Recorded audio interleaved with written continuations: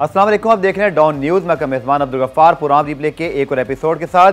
Pakistan super league में कल जब एक खिलाड़ी का टेस्ट पॉजिटिव आया तो उसके बाद इस्लामाबाद और कोयटा का मैच मुलतवी करना पड़ा। मैच आज खेला जाएगा और लेकिन आज बड़ी हंगामी प्रेस कॉन्फ्रेंस भी तलब की गई पाकिस्तान क्रिकेट बोर्ड की जानिब से और पीसीबी के director media and communication Samiul Hasan Bandi साहब ने नेशनल कराची में आकर तमाम तर तफसीलात से आगाह किया। और खुशखबरी फैंस के लिए यही है कि पाकिस्तान सुपर लीग जो अब तक के हालात हैं उनके मुताबिक जो पीसीबी ने आज ऐलान किया शेड्यूल के मुताबिक जारी रहेगी। तमाशाई भी 50% आते रहेंगे, बट चूँकि 3 और नए केसेस सामने आ गए हैं तो यकीनी तौर पर खदशात थोड़े से मज़ीद बढ़े हैं।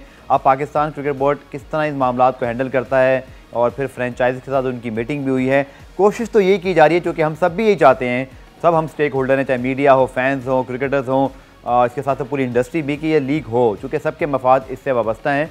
लेकिन चूँकि कोविड की सूरत हाल है इसको बड़ा प्रिकॉशन के साथ देखना भी पड़ेगा। पहले आपको हेडलाइन दिखाते हैं जिसमें तमाम ये सारी अपडेट्स हैं, उसके बाद फिर हमारे साथ बड़े स्पेशल गेस्ट होंगे, उनका तारुफ करवाता हूँ। तो आपने हेडलाइन देखी और पीसीबी के director media and communication Samiul Hasan Bandi साहब से आज काफ़ी सवालात भी हुए। उन्होंने काफ़ी डिटेल से जवाब दिए कि किस तरह पॉसिबिलिटी हो सकती है। गो कि ये समझ नहीं आ रहा कि एक प्लेयर जब वो नेगेटिव होकर आया है बायोसिक्योर के अंदर, उसके बाद फिर उसको पॉजिटिव आ जाना, इस चीज़ के हवाले से हतमी तौर पे तो कुछ कहा नहीं जा सकता, कोई डिटेक्शन कोई इसकी हो नहीं सकती। बट स्टिल उनका लीग के फ्यूचर के हवाले से क्या कहना था और दीगर सवालात के जवाब भी दिए। पहले आप वो देख लीजिए, फिर हम प्रोग्राम के अंदर जो हमारे गेस्ट हैं उनके साथ बाकायदा शुरुआत करेंगे। तो हर वो काम किया जा रहा है जिससे कि इस इवेंट की इंटेग्रिटी और क्रेडिबिलिटी अफेक्ट ना हो, but we are operating in a very difficult and different environment और ये पूरी दुनिया को यही चैलेंजेस हैं और जितने भी स्पोर्ट्स हो रहे हैं वो इन चैलेंजेस को मीट कर रहे हैं, बट उन चैलेंजेस को मीट भी कर रहे हैं, उनको ओवरकम भी कर रहे हैं और अपने इवेंट्स को भी पूरा कर रहे हैं। तो हमारी भी यही कोशिश होगी with the help of franchise owners कि हम इस इवेंट को अच्छे तरीके से, जिस तरह शुरू हुआ है, एक्साइटमेंट है, क्वालिटी क्रिकेट है, उसी तरह इस इवेंट को हम ख़त्म भी करें। तो पाकिस्तान सुपर लीग की जो मेजर अपडेट थी, अच्छी बात यह है कि मैच हो रहा है आज इस्लामाबाद कोयटा का। चूँकि कल ये मैच नहीं हुआ था तो लोग इससे इंतज़ार कर रहे थे और लीग भी शेड्यूल के मुताबिक जारी रहेगी और लेट्स होप कि ये सब चीज़ें इसी तरह कंट्रोल में रहें। क्रिकेट पे वापस आते हैं और पाकिस्तान सुपर लीग में मैचेस बहुत तगड़े हो रहे हैं, रन्स बन रहे हैं और साथ साथ रन चेस भी हो रहे हैं। ऑब्वियसली रन ज़्यादा बल्कि चेस हो ही रहे, रन चेस रहे हैं, तो इस पर हम ज़रूर बात करेंगे। और साथ साथ जो अब रिसेंट पाकिस्तान की सिलेक्शन के मामला हैं, पाकिस्तान क्रिकेट टीम के चीफ सिलेक्टर मोहम्मद वसीम साहब हमें स्टूडियोज में ज्वाइन करें। अस्सलाम वालेकुम वसीम साहब, और आपके वक्त देने का बहुत शुक्रिया। गफ्फार कैसे हैं आप? बिल्कुल ठीक। और इस्लामाबाद में तो आपसे स्टूडियोज में काफ़ी मरतबा मुलाकात हुई, बट बतौर चीफ सिलेक्टर आप आए हैं तो आपको अगेन खुशामदेद। और बिल्कुल कराची में फर्स्ट टाइम। तो वसीम सबसे पहले तो आपके साथ मैं सोचूँ बिल्कुल बात करेंगे सिलेक्शन पे और कुछ सख्त सवालात भी कर लेंगे, लेकिन थोड़ा कहते हैं ना एक डिफरेंट कैजुअल स्टाइल भी होना चाहिए। तो पुल के इस तरफ आकर, पुल के इस तरफ से मुराद ये कि अब आप बतौर साबिक टेस्ट क्रिकेटर नहीं रहे, चीफ सिलेक्टर हैं, तो ये कितना आपने आके एक्सपीरियंस किया? बहुत आप सब बातें करते थे ना चीफ सिलेक्टर की, ये ठीक होना चाहिए, ये ठीक होना चाहिए। जब खुद मतलब सिस्टम में आता है तो सबसे पहले क्या रियलाइज़ किया कि मैं जब इस सिस्टम में नहीं था और अब हूँ, तो क्या चीज़ें आपको डिफरेंट दिखाई दे रही हैं? देखिए, डिफरेंट जॉब, डिफरेंट चैलेंज वो तो है, क्योंकि I started off as a coach, selector था मैं, तो 1 साल का मेरा वो एक्सपीरियंस आया। फिर ऑब्वियसली मुझे रिस्पॉन्सिबिलिटी मिली है चीफ सेलेक्टर की।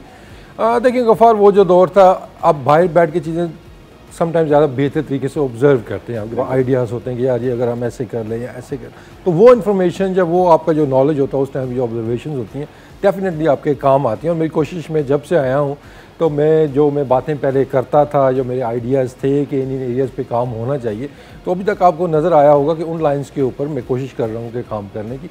ऑब्वियसली वो थोड़ी सी उसमें आती हैं, बाहर से आपको कुछ चीज़ों को इतना आइडिया नहीं होता, लगता है कि आसान है यार, हम ऐसे कर लेते हैं, ऐसे कर लेते हैं, लेकिन जब आप एक्चुअल एक्शन में आते हैं तो फिर आपको रियलाइज़ होता है कि थोड़े से चैलेंजेस उसमें हैं। लेकिन अभी तक आई थिंक के जितना भी काम हुआ है या जिस डायरेक्शन में हम जा रहे हैं, आई एम रियली सेटिस्फाइड कि एटलीस्ट हम एक डायरेक्शन में जा रहे हैं। वो डायरेक्शन आपको नज़र आ रही है कि हम आगे के भी प्लान्स कर रहे हैं, डोमेस्टिक क्रिकेट की बात करते हैं, उसको भी इंपॉर्टेंस दे रहे हैं। तो कुछ एरियाज़ हैं कि जो हमने स्ट्रेट वे मार्क कर लिए थे, इन लाइन्स के ऊपर हमने चलना, ये हमारी डायरेक्शन है। सवालात भी हमसे आपसे मैं ज़रूर करूँगा, लेकिन जो सोशल मीडिया पे चूँकि आप बड़े एक्टिव रहे हैं और मेरे ख्याल में अभी आप पढ़ते तो होंगे, अब बतौर चीफ सिलेक्टर जब बहुत सारे सवालात उठते हैं, बहुत सारे साबिक टेस्ट क्रिकेटर गो के बहुत सारे बोर्ड में आ गए, बहुत कम बचे हैं, बट प्रेशर फील होता है, मीडिया का प्रेशर लेते हैं, सोशल मीडिया पर आपके पास जो क्रिटिसिज्म या एप्रिसिएशन दोनों देखते हैं, हाँ देखिए, नज़र तो पड़ती है सोशल मीडिया के ऊपर भी, क्योंकि आजकल का दौर ही सोशल मीडिया का है। उसके बाद मीडिया में आप लोग भी शो करते हैं तो डेफिनेटली, और उसमें काफ़ी दफ़ा आपको अच्छे आइडियाज़ भी मिलते हैं ना, कि एक ये ट्रेंड बन गया ना कि आपको सिर्फ वो क्रिटिसाइज़ किया जाता है। समटाइम आपको बड़े अच्छे आपको आइडियाज़ मिलते हैं, कोई ऐसी चीज़ नज़र आ जाती है, समटाइम आपको ऐसे कुछ स्टैट्स नज़र आ जाते हैं कि जो आपकी नज़र से नहीं गुजरे हुए होते हैं। तो इंपॉर्टेंट है कि आप ज़रा अपडेट रहें सोशल मीडिया के साथ, मीडिया के साथ भी। जहाँ तक प्रेशर वाली बात है, देखें काम आपका है टीम सेलेक्ट करना, चीफ सेलेक्टर का काम है, हमारा काम है, सिलेक्शन कमेटी है, साथ में टीम मैनेजमेंट है।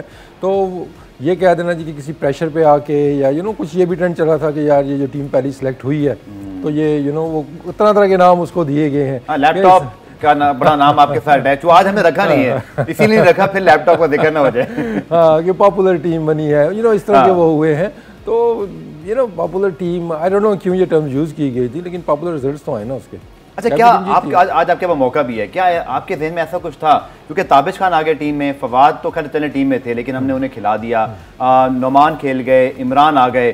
सो क्या आप ये कह सकते हैं ये पॉपुलर चॉइसेस थी, या समझते हैं कि क्योंकि परफॉर्मर्स थे तो सीधा सीधा टीम में आते थे? कहीं आपके ज़हन में था कि सबको खुश रखना है, या नहीं आपने कहा नहीं देखिए, आपके डोमेस्टिक क्रिकेट का मकसद क्या होता है आपका, कि वहाँ वो नर्सरी है आपकी, वहाँ से प्लेयर्स प्रोड्यूस होने हैं इंटरनेशनल क्रिकेट के लिए। तो वहाँ पे जो परफॉर्म करेगा तो वो पॉपुलर ही होगा ना, परफॉर्म करेगा तो वो पॉपुलर होगा, क्योंकि उसकी और यही मेरी कोशिश है कि डोमेस्टिक क्रिकेट को वेटेज दी जाए, कि वहाँ पे जो लड़के परफॉर्म करते हैं तो जहाँ भी मौका मिले आप उनको अपॉर्चुनिटी देते हैं। और सिंपल मैंने उसको वो किया, इसमें कोई रॉकेट साइंस नहीं थी, कि थोड़ा सा पास में आई फेल्ट कि हमारी डोमेस्टिक क्रिकेट को शायद उतना ज़्यादा रेट नहीं किया जाता, शायद उस पर क्वेश्चन मार्क भी थे पास में कि शायद हमारी क्वालिटी ऑफ जो क्रिकेट है डोमेस्टिक की शायद वो इतनी अच्छी नहीं है। लेकिन 2 साल से अगर आप देखते हैं तो डोमेस्टिक क्रिकेट आपको काफ़ी तगड़ी नज़र आई है। तो जो गैप है इंटरनेशनल क्रिकेट का डोमेस्टिक क्रिकेट का, वो आपको कम होता हुआ नज़र आया। तो इसलिए मैं ज़्यादा वेटेज दे रहा हूँ डोमेस्टिक परफॉर्मर्स को, कि अगर यहाँ पर ये परफॉर्म कर रहे हैं तो उनको मौका आगे का भी मिलना चाहिए। आई थिंक इससे मोटिवेशन मिली है, डोमेस्टिक क्रिकेट में भी एक नई जान आई है। जब से ये टीम अनाउंस हुई थी तो उसका बड़ा अच्छा फीडबैक आया कि डोमेस्टिक प्लेयर्स को भी पता है कि अब हमारा ऊपर जाने का रास्ता क्या है, कि हम यहाँ पे परफॉर्म करते हैं, फिटनेस अच्छी रखते हैं, अपनी फील्डिंग इंप्रूव करते हैं तो हम ऊपर जा सकते हैं। तो एक बड़ा पॉजिटिव मैसेज है और अभी तक उसके रिजल्ट्स भी आपके सामने हैं। अच्छा, नुमान का तो बहुत आउटस्टैंडिंग साउथ अफ्रीका के खिलाफ सीरीज रही, बट 2 डोमेस्टिक के हमारे परफॉर्मर हैं, आबिद अली, जिनके वो तो आपसे पहले सेलेक्ट हो गए थे, बट अगेन वो खेले बतौर ओपनर टेस्ट में, फिर इमरान खेले, पूरी सीरीज उनको मिली। तो थोड़ी आपको बतौर चीफ सेलेक्टर डिसअपॉइंटमेंट हुई कि डोमेस्टिक के ये टॉप परफॉर्मर्स हैं और मेरिट पर आए हैं, पर यहाँ सवाल ये उठता है वसीम भाई कि हमारे डोमेस्टिक में क्या क्वालिटी इतनी मेंटेन थी, या ये वन ऑफ केस आप कहेंगे कि दोनों चारों इनिंग्स में परफॉर्म नहीं कर सके और स्ट्रगल कर रहे हैं, और बल्कि अब जब कभी टेस्ट टीम सेलेक्ट होगी तो शायद, अगर मैं आपसे पूछ ही लूँ, क्या ये इस वक्त कंफर्म सिलेक्शन है जैसे कि बाबर हैं या अजहर हैं, क्योंकि परफॉर्मेंस नहीं होगी तो फिर सवाल उठते हैं? देखिए, इमरान पे I think it's too early to question his players, क्योंकि सिर्फ 2 मैचेस वो खेला है और बड़ी सीरीज थी। क्योंकि ठीक है होम सीरीज थी हमारी, लेकिन दूसरी तरफ अगर आप देखते हैं तो वर्ल्ड क्लास बॉलर से इतने तेज़ बॉलर से वहाँ पे, और आसान काम नहीं था, और उसमें मोस्टली बैट्समैनों ने इतनी ज़्यादा की बड़ी परफॉर्मेंसेज नहीं दी हैं। तो उसके अंदर इमरान भट्ट को तो बड़ा क्वेश्चन मैं देता हूँ कि ठीक है उसकी पहले सीरीज़ थी, उसने डोमेस्टिक में भी रन्स किए हुए हैं और हाईली रेटेड बैट्समैन है वो। और सबसे जो अच्छी बात उसकी है कि मैंने इसको सेलेक्ट करते हुए मैंशन की थी, is a good team man और इज़ अ ब्रिलियंट फील्डर, ठीक है ना। तो मैं तो उसको दूसरे एंगल से देखता हूँ कि हमने जो सीरीज़ जीती है उसमें इमरान भट्ट का बहुत ज़्यादा कंट्रीब्यूशन है, कि वो जो कैचेज उसने पकड़े हैं स्लिप के अंदर, तो वहाँ पे वो इमरान भट्ट ही पकड़ सकता था, टू बी ऑनेस्ट, क्योंकि इस टाइम वो बेस्ट स्लिप फील्डर मौजूद है पूरे सर्किट के अंदर। तो उसने अपना वहाँ पे कंट्रीब्यूशन दी, उस जीत में उसका किरदार है, लेकिन मेन काम उसका डेफिनेटली बैटिंग है। और हम होपिंग कि आगे आने वाले दिनों में, वो अभी कैंप हमारा लगा हुआ है वहाँ पे, उस पर थोड़ा बहुत काम भी हो रहा है उसकी बैटिंग के ऊपर, तो डेफिनेटली आगे जाके मुझे उम्मीद है कि वो रन्स करेगा। आबिद, देखिए आबिद भी इसी तरह आया था, डोमेस्टिक से परफॉर्म करके आया था और एक बूम के साथ वो आया, उसने रन्स किए, वनडे में सेंचुरी की, टेस्ट मैचेस में सेंचुरी की है, तो उस पर थोड़ा सा बैड पैच आया हुआ है। लेकिन आबिद को भी अगर आप एकदम से वो डिस्कार्ड उसमें आप नहीं कर सकते हैं, बट लेट्स सी, अभी काम हो रहा है कैंप में, आबिद अली भी मौजूद है वहाँ पे।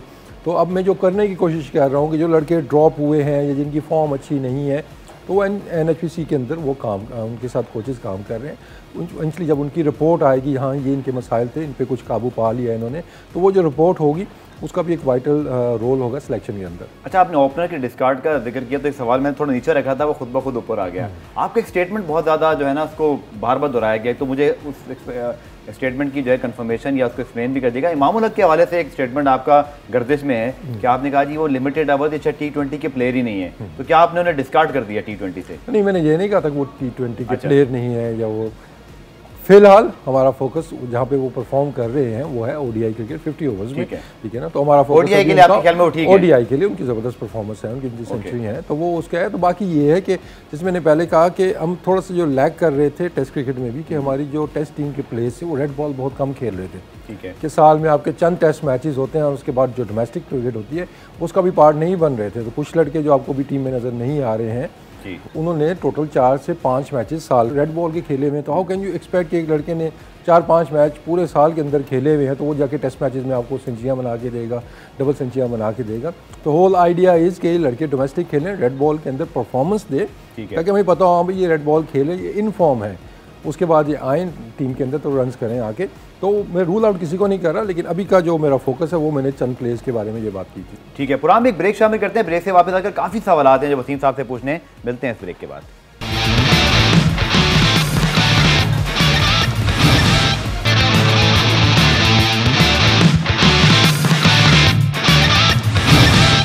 मोहम्मद वसीम साहब ने अभी तक से 2 टीम सेलेक्ट की हैं और बड़े लकी हैं कि दोनों मैचों में, दोनों सीरीज़ में पाकिस्तान को कामयाबी मिली, तो इसलिए हम एक्सपेक्ट कर सकते हैं कि आज कोई बहुत हार्ड हिटिंग सवाल नहीं होंगे। बट वसीम साहब, इस साल वर्ल्ड T20, इसलिए मेरा भी फोकस वर्ल्ड T20 ही रहेगा। पाकिस्तान सुपर लीग के अंदर रन्स बन रहे हैं और बहुत ज़्यादा हम देख रहे हैं कि एक रन चेस करने का रुझान है। आप इस रुझान को कैसे देखते हैं? चूँकि लोग 2 तरह की इस पर डिवाइडेड हैं। कुछ लोग तो कहते हैं इंटरटेनमेंट है जी, अब तो 190 पे 190 होना, 200 पे 200 होना इज़ अ ग्रेट साइन, क्योंकि अब हमें इंटरनेशनली शायद वर्ल्ड T20 में भी यही चेस करना पड़ जाए। बट अदर हैंड लोग थोड़ा कह रहे हैं यकसानियत हो गई है, थोड़ा सा चेंज होना चाहिए।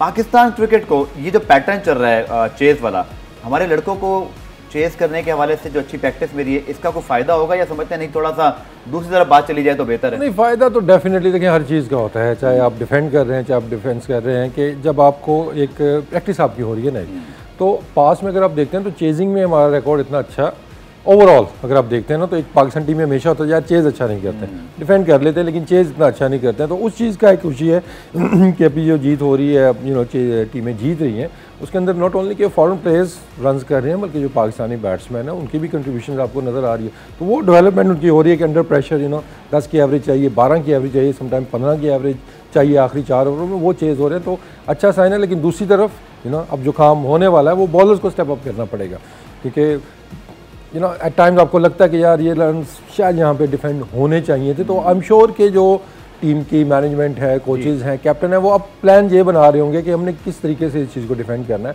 पर पर्सनली आई ऑलवेज फील कि अब जब भी मैच PSL के जितने मैचेज जो मैंने देखे, तो ब्रेक होती है तो आपकी जेहन में एक चीज़ यार 15 से 20 रन और बन सकते थे, 200 प्लस वही डिफरेंस एंड में आ जाता है। तो आई थिंक ये चीज़ें भी टीमों के जहन में होगी कि यार जहाँ पे हम 195 कर रहे हैं ना, 210 होने चाहिए, 215 होने चाहिए, क्योंकि सम टाइम होता है कि फिनिशिंग अच्छी नहीं हो रही है, आखिरी ओवर में कभी 5 रन बन रहे हैं, कभी दूसरी तरफ जब चेज हो रहे हैं तो फिनिशिंग बहुत बुरी हो रही है, बहुत ज़्यादा रन वहाँ लीक हो रहे हैं। तो वो इस चीज़ को बहुत सारी टीमें हारती भी, क्योंकि टॉस आपके कंट्रोल में नहीं है, ट्रेंड जो चल रहा है टीमों ने उसी को फॉलो करना है। उसका हल यही है कि जहाँ आप 200 करें वहाँ पे आपको 220 करना होगा। लेट्स सी आने वाले दिनों में, अब लाहौर में भी ये ट्रेंड रहता है कि नहीं रहता, लेकिन कराची में भी ये ट्रेंड चेंज हो, क्योंकि अब पिचेज रिपीट होना शुरू हुई है कि जो पहला राउंड हुआ था वो पिचेज अब दोबारा यूज़ होने जा रही हैं, तो शायद उसके अंदर थोड़ी सी हेल्प स्लो बॉलर्स को मिले। अच्छा वसीम, साइम अयूब खेल रहे हैं कोयटा ग्लेडिएटर्स से, हैदर अली तो ऑब्वियसली लास्ट सीजन खेले थे, still he is very young, तो उनको भी हम काउंट कर सकते हैं। बट वसीम जूनियर हो, अगेन हमारे पास हर PSL में कोई ना कोई नया लड़का उभर के सामने आता है। इमरान अच्छी बॉलिंग कर रहे हैं, इसी तरह आपके पास मुल्तान सुल्तान में ऑब्वियसली शाहनवाज धानी ने तो आके इस वक्त सबको इम्प्रेस किया ही हुआ है। बट आप समझते हैं कि थोड़े बैट्समैन हमें ज़्यादा मिल जाए इस लीग से, है ना ये तासुर कि हमारे पास बॉलर्स यहाँ से ज़्यादा प्रोड्यूस हुए हैं, इसके पीछे लॉजिक क्या है? क्या T20 में फ्रेंचाइजेज या टीम यंगस्टर्स को उतना बैंक नहीं करती, या किसी यंगस्टर्स के लिए खुद परफॉर्म करना है तो बैट्समैन मुश्किल है, आप खुद बैट्समैन रहे हैं, और बॉलर के लिए थोड़ा आसान है कि 4 ओवर पूरे मिल जाते हैं, उसको 2-3 मैच मिले, he get into the rhythm. Batsman बेचारे को तो चौके छक्के भी लगाने हैं, अपनी प्लेस ही बचानी है, तो ये कैसा है? यही लॉजिक है, एक बैट्समैन सामने नहीं आ रहे T20 से। देखिए जब इमर्जिंग प्लेयर की बात होती है तो थोड़ा सा आप कह सकते हैं कि बॉलर के ऊपर प्रेशर डेफिनेटली होता है, कोई भी इमर्जिंग खेलेगा उसके ऊपर होगा, लेकिन बॉलर के पास फिर मैं कहता हूँ 4 ओवर्स हैं कि चले एक आधा ओवर उसका ख़राब चला भी गया, उसकी नर्व कंट्रोल नहीं हुई, लेकिन उसके बाद मौका है कि वो कम बैक कर सकता है। बैट्समैनों के ऊपर एक्स्ट्रा प्रेशर स्पेशली यंगस्टर अगर उसको पता है कि मेरा रोल है कि मैंने ऊपर जाके हिटिंग करनी है, पावर प्ले में साइम की आपने बात की है कि पावर प्ले को यूटिलाइज भी करना है, तो काफ़ी चीज़ें दिमाग के अंदर चल रही होती है। लेकिन गुड साइंस के बॉलर हमें काफ़ी अच्छे नज़र आ रहे हैं, चाहे आप शाहनवाज रानी की बात करें, इमरान है, उमर लड़का है वो उसने भी इंप्रेसिव है, ऑल्सो इंप्रेसिव। तो 3-4 अरशद इकबाल है, बिल्कुल। तो ये इन पे हमारी बड़ी गहरी नज़र है और आने वाले दिनों में इनको डेफिनेटली कंसीडर किया जाएगा, क्योंकि अंडर प्रेशर अच्छी परफॉर्मेंस दे रहे हैं, अच्छी गुड कंट्रोल शो कर रहे हैं, वेरिएशन ये अपनी बड़ी अच्छी तरीके से इस्तेमाल कर रहे हैं।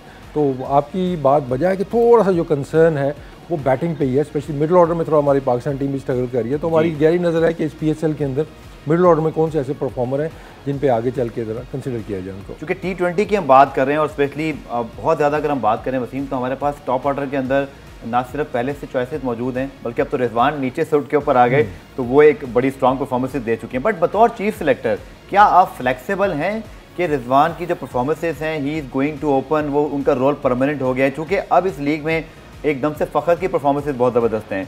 और शर्जील और आजम का सवाल तो हमेशा फिटनेस से जोड़ दिया जाता है। अब मुझे नहीं पता कि जो मैचेस चल रहे हैं परफॉर्मेंसेज तो दोनों की अच्छी जा रही हैं, बट बतौर चीफ सिलेक्टर क्या वो जो फिटनेस वाला क्राइटेरिया है अभी भी आप समझते हैं कि वो मीट करना बाकी है, या PSL की बार बार की अच्छी परफॉर्मेंस के बाद फैंस भी जो एक बात करते हैं फिर पॉपुलर भी हैं दोनों, बहुत ज़्यादा इनके ऊपर डिसीजन बात हो रही होती है ट्विटर पे, फेसबुक पे, सब जगह।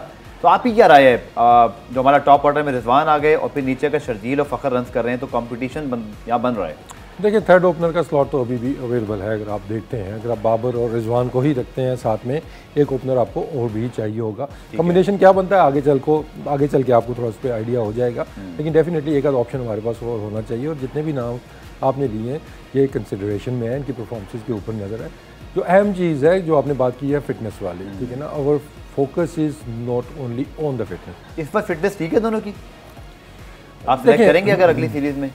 लेकिन इनकी परफॉर्मेंसेज जैसी चल रही हैं अभी उन पे हमारी नज़र है, लेकिन सिर्फ फिटनेस ही क्राइटेरिया नहीं है, क्योंकि एक बन गया था कि यार शायद जब तक आप सुपर फिट नहीं होंगे नहीं होंगे, तो हम एक बैलेंस ढूंढने की कोशिश कर रहे हैं कि स्किल और फिटनेस के दरमियान, और वहाँ पे जहाँ पे हमें लगेगा कि लड़का स्किल से हमें मैचेस जिता सकता है, तो आई थिंक कि आपको वो ट्रेंड भी थोड़ा सा चेंज होता हुआ नजर आएगा। लेकिन ऑब्वियसली उसको बिल्कुल ही ओवरली कॉम्प्रोमाइज़ हम नहीं कर सकते कि यार बिल्कुल ही ये फारग है, लेकिन उसको हम खिला दें। तो जहाँ पे वो मिनिमम उस पर भी पहुँचा, तो उसके बाद स्किल से वो मैचेस जिताता है, तो इस तरह के डिसीजन आपको नजर आएंगे। अच्छा, ब्रेक से जाने पहले कोई काम कि क्या टीम सेलेक्ट करने से पहले साउथ अफ्रीका की लिमिटेड बता रही है, कोई फिटनेस टेस्ट वगैरह लेंगे या PSL के बाद टीम अनाउंस हो जाएगी? PSL के दौरान ही होपफुली टीम अनाउंस हो जाएगी। चलें पुरान में ब्रेक शामिल करते हैं। ब्रेक से वापस आकर पाकिस्तान को पावर हिटर के भी ऑप्शंस में कुछ प्रॉब्लम है, फिर हमारे पास फास्ट बॉलर बहुत ज़्यादा आ रहे हैं, लेकिन वर्कलोड मैनेजमेंट की बात हो रही है, फिर टेस्ट के अंदर हमारे हसन के आने से फ़र्क ज़रूर पड़ा है, बस स्टिल हमारा जो टेस्ट का बॉलिंग अटैक है क्या वो बाहर जाके 20 विकेट ले सकता है? वसीम की क्या राय है? मिलते हैं इस ब्रेक के बाद।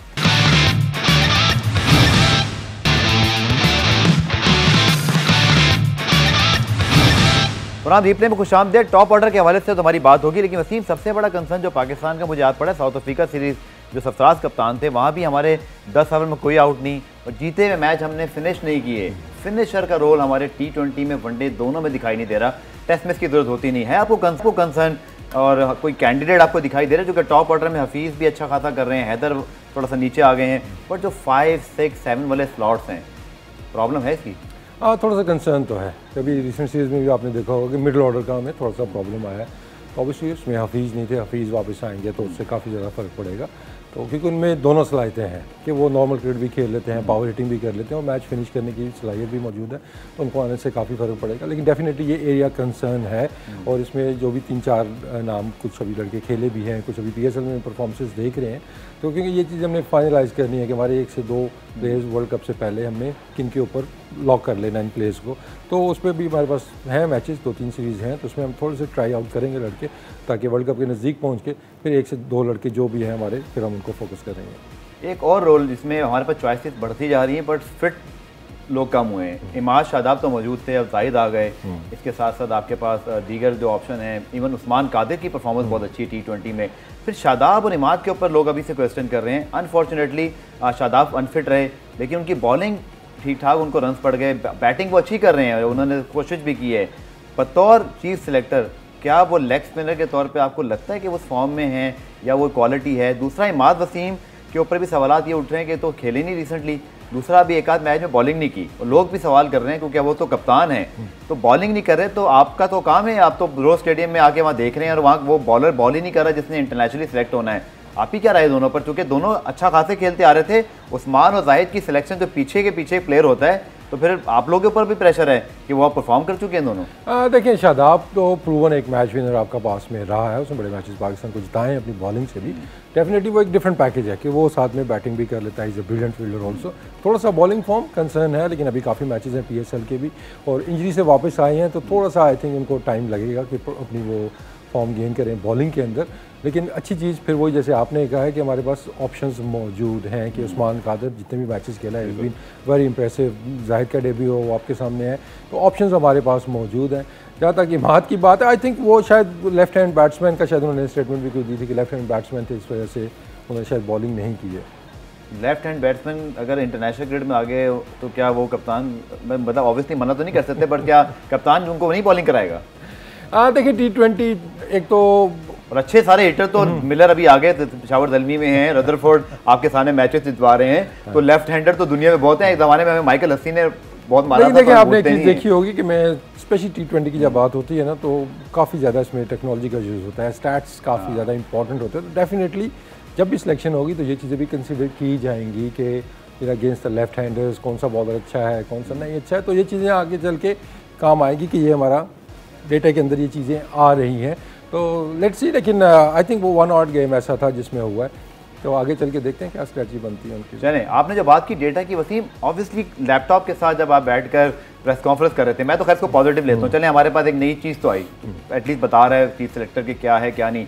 बट नोमान के केस में तो चलें डेटा डिफेंड हो सकता है, पर इमरान के केस में या किसी केस में आपको लगता है कि एक चीज़ आपकी अच्छी है, ऑब्वियसली चूँकि आपने लास्ट ईयर और इवन चीफ सेलेक्टर बनने से पहले पूरा सीजन तकरीबन गुजारा बतौर कोच, तो आपसे बेहतर तो कोई नहीं जानता था। आप 6 ही कोचेज हैं जिन्होंने सिलेक्शन कमेटी का भी फैसला करना था।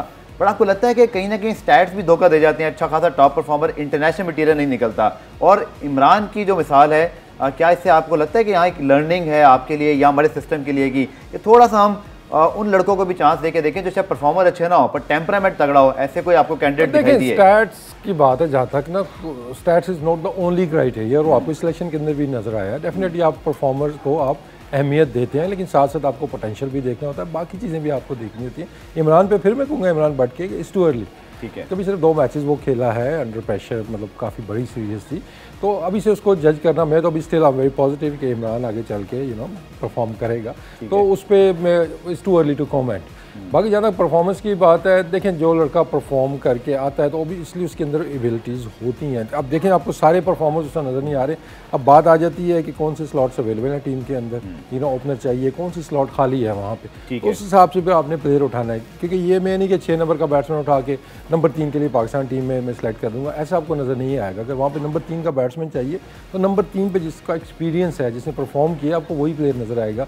सेम 5 नंबर 6 नंबर, तो उस नंबर के ऊपर आपको स्पेशलाइज जॉब्स होती हैं। ये नहीं है कि 3 नंबर का बैट्समैन वो छठे भी बैटिंग कर लेगा या छठे वाला है तो वो ओपन कर लेगा, ऐसा आपको नहीं नज़र आएगा। तो जो रोल टीम के अंदर चाहिए तो वो रोल हम वहाँ से पिक करते हैं, लेकिन साथ साथ आपको पोटेंशियल पे भी सिलेक्शन नज़र आई हैं। अब्दुल्ला शफीक अगर आप देखते हैं, इज़ नॉट अ उसकी बहुत ज़्यादा परफॉर्मेंसेज नहीं है, जितना भी खेला उसने परफॉर्म किया है, लेकिन वो पोटेंशियल पे आया हुआ है। इसमें वो चीज़ हमें नज़र आ रही है कि ये इसकी टेक्निक अच्छी है, ये लंबी क्रिकेट का बेहतर प्लेयर है। कलामी की न्यूजीलैंड में हैदर चले वो तो खेलते हुए आ रहे थे, बट शफीक को वहाँ पे खिला देना ऊपर, फिर उनकी शॉट से नज़र आ रहा था कि उनको उन विकेटों का आइडिया नहीं है अनफॉर्चुनेटली, क्योंकि वो यहाँ जो बैटिंग करके गए थे वो सारी गेंदें कनेक्ट होती थी, वहाँ वो गेंदें टॉप एज हो रही हैं, और थोड़ा ऑकवर्ड लगा कि हमारे जो ओपनर्स हैं रिजवान के अलावा वो स्ट्रगल करते रहे हमारे बैट्समैनों को।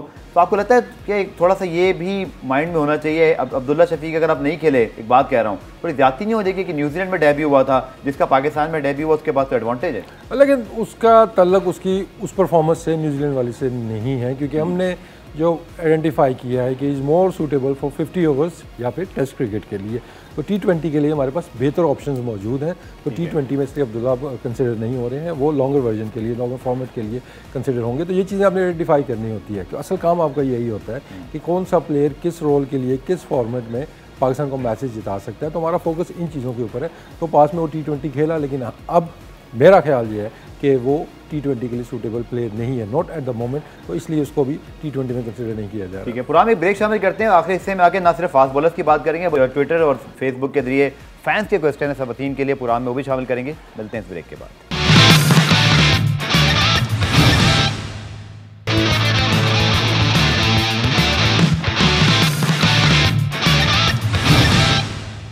आखिरी पार्ट है, वक्त की कमी है, कुछ रैपिड फायर करने की कोशिश करते हैं। शाहीन शाह अफरीदी के वर्कलोड पे बहुत ज़्यादा बात हो रही है, हसन का भी कमबैक है, फास्ट बॉलर्स के हवाले से कोई खास प्लान है आपके ज़हन में कि स्पेशली शाहीन जो कि तीनों फॉर्मेट खेल रहा है और शायद हसन अली भी अगर ऐसे ही खेलेंगे, इनके लिए क्या सोच रहे हैं आप? डेफिनेटली इस पर काम हो रहा है और इनकी एक रिपोर्ट बन रही है, तो उसको देखते हुए जो आगे हमारे इनिंग आ रही है, इसलिए आ रही है, सीरीज़ आ रही है, उसके लिए डेफिनेटली इन दोनों के ऊपर, बल्कि बाकी बॉलर्स के ऊपर भी, क्योंकि अब जो फास्ट बॉलर के नाम आपने पहले भी लिए हैं, तो हमारा कोशिश है कि पूल थोड़ा हमारा बड़ा हो जाए ताकि फिर हम रोटेशन पॉलिसी में है तो बहुत जल्द आपको ये नजर आएंगी। अच्छा, हारिस को जो हमने टेस्ट स्क्वाड में शामिल किया था, लोग कहते हैं कि फर्स्ट क्लास बिल्कुल नहीं खेले हुए और T20 ज़्यादा खेले हुए, इसमें बड़ी क्रिटिसिज्म हुई और बाद में आप समझते हैं कि वो उनका फ्यूचर है टेस्ट क्रिकेट में, अर्ली नहीं है थोड़ा सा उनको, अगर हम without first class performances consider कर रहे हैं, या हमारे पास और कोई ऑप्शन नहीं था? ताबिश खान बैठे हैं, दीगर बॉलर हैं हमारे पास टेस्ट में। देखेंगे उतने लंबी चौड़ी लिस्ट नहीं है फास्ट बॉलर्स की, टू बी ऑनेस्ट। ये वो एरिया है कि रेड बॉल में फास्ट बॉलर्स की हमें कमी रही है और आपको सर्किट के अंदर भी उतनी ज़्यादा परफॉर्मर्स भी नज़र नहीं आ रहे। तो यही लड़के थे और उसमें फिर बात वही है कि हारिस प्योरली आया पोटेंशियल के ऊपर, कि वो 2 से 3 मैचेस लास्ट ईयर भी फर्स्ट क्लास के वो खेला था, लेकिन वो उसमें वो चीज़ एक नज़र आ रही है आपको जो आपको एक एक्स फैक्टर चाहिए रेड बॉल के अंदर भी, कि तेज़ बॉलिंग करनी आती हो, उसको बाउंसर अच्छे मारे, रिवर्स बॉल करनी। ताबिश के हवाले से बड़ी बात करते हैं कि उनकी बड़ी क्रिकेट खेली हुई है, उनको प्रॉपर चांस मिल जाए और वो डिजर्व करते हैं, तो एक लेकिन बात देखें फिर वो रोल क्या आ जाती है ना, वो पोटेंशियल है कि अब अगर ताबिश आए हैं अब्बास की जगह, अब्बास को रिप्लेस किया, अब्बास का जो रोल था अगर वो ज़रूरत पड़ती है टीम के अंदर, वो ताबिश खान को रोल वो मिलेगा उस तरह का, अगर उस तरह की कंडीशंस आती हैं, उस तरह की सीरीज आती है, तो वो बॉलर टू बॉलर डिपेंड करता है। अब ये तो नहीं शाहीन की जगह पे आप एक मीडियम पेसर खिला देंगे, शाहीन की जगह अगर आपने रिप्लेस कराना है तो आपको प्रॉपर पेस वाला बॉलर चाहिए। तो ये चीज़ें कंसिडर करते हुए हारिस को हमने देखा, उसका फ्यूचर, उसका एटीट्यूड जो है, और वो खेलना चाहता है रेड बॉल में, उसका पैशन है, और मेरे ख्याल में वो आगे चल के आपको एक तगड़ा मैच विनर रेड बॉल में भी नजर आएगा। चलिए, आपसे कुछ सवाल हैं ट्विटर के जरिए। अहमद पूछते हैं कि चूँकि शर्जील आजम पे तो बात हो रही है, उमर अकमल पे भी अब पाबंदी, उनको सिर्फ फ़ाइन देना है और वो PCB के मुताबिक फ़ाइन दे के आ सकते हैं, तो जब वो ये सारा प्रोसेस हो जाता है ऑब्वियसली, आपके ख्याल में आपके होते हुए उनकी लिमिटेड ओवर्स में आपको कोई फ्यूचर दिखाई देता है? जब मैदान भी हाजिर, घोड़ा भी हाजिर, डोमेस्टिक क्रिकेट सामने पड़ी, उसमें जो परफॉर्म करेगा कंसिडर होगा। ओके, परफॉर्म करते हैं तो आप सोचेंगे उनके बारे में, उनके लिए क्रिकेट बाकी है। लेकिन बात फिर वही है कि आप देखें हम एक सिस्टम के तहत चल रहे हैं कि नंबरिंग की भी हमने 1 2 3 4, अब ये नहीं कि 1 की रिप्लेसमेंट हम नंबर 5 ले लेंगे, वो एक सीक्वेंस चलेगा उसके तहत जो। ओके, रोहान कहते हैं कि रिजवान के ऊपर तो बात करें, बट कह रहे हैं कि रिलायबल मिडिल ऑर्डर बैट्समैन की बात करें, सरफराज टीम में तो रहते हैं पर खेलते नहीं है, मतलब उनका रोल सिर्फ यही है कि रिजवान इंजर्ड होंगे तो आएंगे, बतौर बैट्समैन आप लोग उनको नहीं खिला सकते, और क्या ऐसा है कि अब उनके जो परफॉर्मेंसेज हैं PSL में उनको टीम में रख पाएंगी, लेकिन प्लेइंग 11 में रोल नजर नहीं आता उनका? देखिए कीपर इसमें देखना तो नंबर 1 तो आपका रिजवान ही नज़र आते हैं आपको टीम के अंदर, तीनों फॉर्मेट के अंदर आप देखते हैं उनकी परफॉर्मेंस बड़ी अच्छी जा रही है, तो उस पर देखिए वसीम भाई, लोग एक बात भी पूछते हैं, कहता है कलामी इसको ऐड कर लीजिएगा, कि वो इतने लंबे लंबे टूर करके आए, उनका पूरा डोमेस्टिक सीजन ज़ाया हो गया, वो खेले ही नहीं, तो ये प्लेयर के लिए कुछ आपको नहीं लगता वो भी ऐसा प्लेयर जो ऑलरेडी दिल तो टूटा ही होगा ना किसी भी प्लेयर का, जो कैप्टन हो फिर वो खेल ही नहीं रहा हो, फिर डोमेस्टिक भी पूरा मिस हो जाए, ये बेहतर नहीं होता सरफराज के लिए कि अगर वो 11 में नहीं है, या समझते हैं कि नहीं ये तो किस्मत होती है, अगर अनफिट हो जाए चांस मिल जाए, अदनान अकमल इंजर्ड हुए थे, सरफराज को चांस मिला, फिर अदनान आउट ही हो गए, तो लेकिन सरफराज को आप लगते हैं थोड़ा सा वो उनके लिए वो टाइम यूटिलाइज नहीं हुआ, आप समझते हैं ऐसा? देखिए अभी PSL की परफॉर्मेंसेज हम देख रहे हैं, तो इस पर भी उन्हें डिसाइड करना है, तो इंपॉर्टेंट है जितने भी प्लेयर्स खेल रहे हैं, और इन दोनों के लिए भी इंपॉर्टेंट है कि PSL की परफॉर्मेंस उनकी कैसी जाती है। ठीक है, शुएब मलिक और मोहम्मद हफीज़ के ऊपर सवाल है। हफीज़ के ऊपर तो आपने बात कर ली, शुएब मलिक पेशावर ज़ल्मी के लिए भी लास्ट टाइम अच्छा खेले, इस सीज़न में भी उनकी परफॉर्मेंसेज हैदर के साथ मिलकर मैच भी फिनिश किए कुछ है, तो आपके हैं प्लान में शुएब मलिक आगे के लिए? देखिए मैं रूल आउट तो किसी को भी नहीं कर रहा, लेकिन बात फिर वही है कि किस रोल के लिए किस नंबर का बैट्समैन हमें चाहिए, उस क्राइटेरिया पे जो भी उतरेगा तो उसको कंसिडर किया जाएगा, लेकिन अभी फ़िलहाल मैं देखता हूँ तो अगर हम नंबरिंग की बात करते हैं तो उनसे आगे प्लेयर्स मौजूद हैं। मोहम्मद आमिर की परफॉर्मेंसेज अभी PSL में अभी इतनी कोई खास तो नहीं रही, बट चूँकि उन्होंने खुद रिटायरमेंट अनाउंस किया ऑफिशियल, उनके लिए आपका पास बोर्ड की जाने से क्या हिदायत है? He is not eligible for selection, retirement ले लिया तो इज़ नॉट अवेलेबल, तो उस पर तो बात नहीं हो सकती। चलें PSL के अंदर अगर मैं 1-2 सवाल ऐड कर लेता हूँ आखिर में, अभी जो टैलेंट नज़र आया आपको, धानी है, इसी तरह आपके पास वसीम है, अरशद इकबाल हो गए पेशावर से, उनके जो लेफ्ट आर्म फास्ट बॉलर गेंद कर रहे हैं इमरान, तो कैसा देखते हैं, मतलब हम खिलाएंगे किसी ऐसे रॉ मटेरियल को? अभी साउथ अफ्रीका की जो T20 वनडे सीरीज हो रही है, कोई मेजर सरप्राइजेस इंक्लूजन इस PSL से मिलेगा इंसेंटिव किसी को? नहीं अभी बता दिया तो सरप्राइज कैसे रहेगा फिर आपके लिए, Slots लेकिन तो ये हैं है कि वैसे डेफिनेटली कंसिडरेशन में है ये लड़के, इनकी परफॉर्मेंस में हमने नज़र रखी हुई है। और इसमें एक चीज़ ये भी क्लियर करता चलूँ कि जैसे शाहनवाज धानी है तो वो अभी आपको PSL के अंदर वो हाईलाइट होता हुआ नज़र आ रहा है, लेकिन हमने उस पर नज़र रखी हुई है कायद आज़म ट्रॉफी से, ठीक है, कि वो रेड बॉल में भी उसने बड़ा इंप्रेसिव, वो ऑल्दो कि उसकी विकेट इतनी ज़्यादा नहीं ली थी, लेकिन उन पिचेस के ऊपर कराची में जिस तरह उसने तेज़ बॉलिंग की थी, जो एटीट्यूड शो किया था, तो उसका ये था ब्राइट फ्यूचर। तो उस पर सिर्फ ये ना सोचना आप शुरू कर देंगे यार ये PSL में परफॉर्म किया है इसने, वो आपको किसी भी फॉर्मेट में नजर आ सकता है। अच्छा, हसनैन एक ऐसा बॉलर है जिसको T20 में जब चांस मिला 5 विकेटें भी ली, बट हमने देखा कि फर्स्ट 11 में नहीं होता। मोर और लेस वो मुझे जुनैद खान वाला केस याद आ रहा है जहां उस बेचारे को एंड में मौका मिलता था। अगेन हमारे जो फास्टेस्ट बॉलर हैं, क्योंकि आप चूंकि शोएब अख्तर के साथ खेले, आपके बड़े करीबी दोस्त भी रहे, जो बहुत तेज फास्ट बॉलर होता है वो एक गोल्ड होता है, मतलब इससे बड़ी कोई एसेट है नहीं आपकी टीम में या डोमेस्टिक के अंदर हो। हसनैन है, लेकिन वो आपको लगता है उस तरह उनको प्लेइंग 11 में चांसेस मिले बतौर चीफ सिलेक्टर, जब आपने उनको सिलेक्ट किया होगा, क्या यूटिलाइज हुए हैं सही वो? देखें उनकी अगर डेवलपमेंट देखते हैं तो शायद इससे बेहतर हो सकती थी, ठीक है ना। अब फिर बात वही है कि जब आपके पास एक लिमिटेड स्टॉक बॉलर्स होते हैं ना, और फिर आपकी टीम की परफॉर्मेंस जब इतनी अच्छी नहीं जा रही होती तो आपको बहुत सी चीज़ें कंसिडर करनी पड़ती हैं।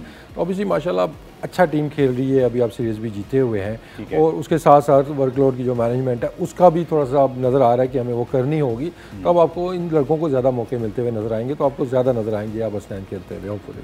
ठीक है, और साथ साथ जो मोस्ट इंपॉर्टेंट बात है कि PSL के बाद ऑब्वियसली साउथ अफ्रीका, फिर हमें वर्ल्ड कप खेलना है।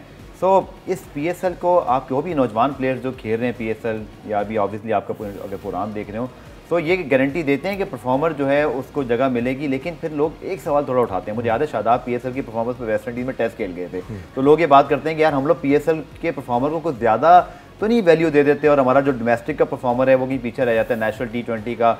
खुशदिल को भी इसमें सवाल में इंक्लूड करता हूँ, उनका मेरे जहन में आया कि वो अच्छा खासा परफॉर्म करके गए, बट अभी तक डिसअपॉइंटमेंट है उनके परफॉर्मेंस की, PSL में कुछ नहीं किया। बतौर पावर हिटर जब हम डिस्कशन कर रहे थे, खुशदिल अच्छे खासे हमारे माइंड में आते थे, बट लगता है कि थोड़ा सा एकदम से हमारे गेंद से भी स्किप हो रहे हैं, कुछ उनकी परफॉर्मेंस भी नहीं है। आपको डिसअपॉइंटमेंट हुई उनकी परफॉर्मेंस देखे? देखें ये 3-4 लड़के ऐसे हैं जिनको ट्राई आउट किया गया सीरीज़ में, आप देखते हैं हुसैन तलत थे, इफ्तिखार थे, खुशदिल थे, आसिफ थे।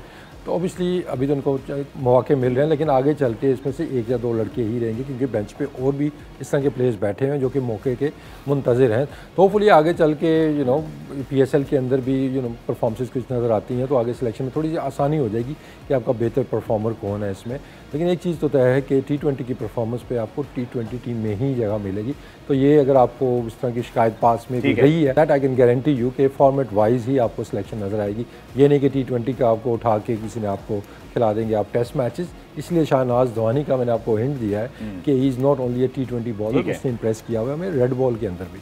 ठीक है, आखिर में एक ऑफिशियल क्लैरिफिकेशन, कप्तान और कोच टीम फाइनल खिला रहे होते हैं, आपकी कोई राय होती है या आपने टीम सेलेक्ट करके दे दी, अब जो वो मर्जी करें, या आपका कहीं इनपुट रहता है, क्योंकि बतौर चीफ सिलेक्टर आप भी जवाबदेह होते हैं? देखिए हम वैसे तो डिस्कशन हमारी होती है, लेकिन एंड ऑफ द डे जो फाइनल डिसीजन है वो कैप्टन और कोच का, ये प्लेइंग 11 उन्हें खिलानी होती है। हमारा काम है स्क्वाड सेलेक्ट करके देना, अगर बड़ा स्क्वाड है 20 का तो उसके बाद 15 सेलेक्ट करके उनको देने, उसके बाद प्लेइंग 11 हो, लेकिन सम टाइम हमारी इस पर डिस्कशन होती है। ठीक है वसीम, आपका बहुत बहुत शुक्रिया, और कोशिश की, क्योंकि अभी तो आपकी सिर्फ 2 सीरीज हुई हैं, वो भी एक T20 और फिर एक टेस्ट, तो अभी बहुत कोई सिलेक्शन हुई नहीं थी, बट जितने सवाल देने में थे, और स्पेशली जो ऑनगोइंग एक सिचुएशन है उस पर आपका मौक़िफ़ ज़रूर सामने आ जाए, तो आपका बहुत बहुत शुक्रिया प्रोग्राम में आने के लिए। कोक प्रेडिक्टर जनाब हमारा सेगमेंट होता है, तो इस्लामाबाद कोयटा का मैच, और मैं सिर्फ ये कह सकता हूँ कि कोयटा अगर जीत जाए तो लीग के लिए अच्छा होगा। सिर्फ इस बेसिस पे मैं आज उनको प्रेडिक्ट करूंगा, या मेरी ख्वाहिश होगी, क्योंकि ये बहुत ज़रूरी है कि कोयटा भी अच्छा करे, ताकि लीग के अंदर एक और एलिमेंट ऑफ इंटरेस्ट पैदा हो। प्रोग्राम रिप्ले आज देखने का शुक्रिया। प्रोग्राम के हवाले से वसीम ने जितने जवाब दिए, आपको मौका हो तो आज रिप्ले के हैशटैग के जरिए आप अपना मुझे इनपुट ट्विटर पर भेज सकते हैं। कल दोबारा से मुलाकात होगी, तब तक के लिए अल्लाह हाफ़िज़।